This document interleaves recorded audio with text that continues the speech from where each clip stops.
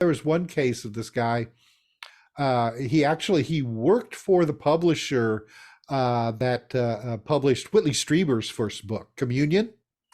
And him and his wife were in a bookstore in New York just right after this book came out to check out the display that the bookstore had for Communion.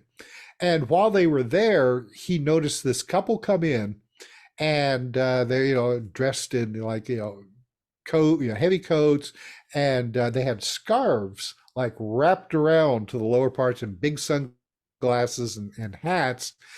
And they went directly to this display and were going through a copy of Communion, and they were making comments like, oh well, yeah, he got that right, and, oh boy, he really didn't get that right at all, Oh types of man. things.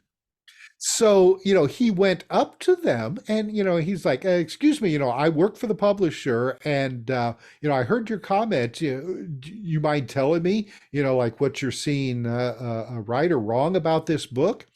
And he said that the woman looked at him and he could see, first of all, her scarf had kind of come down a little bit, that her skin was extremely pale, and that her chin came down to a very sharp point. But Oh, she had big sunglasses on, and she was wearing them inside this building, and it was winter time, so it was, not the brightest of days.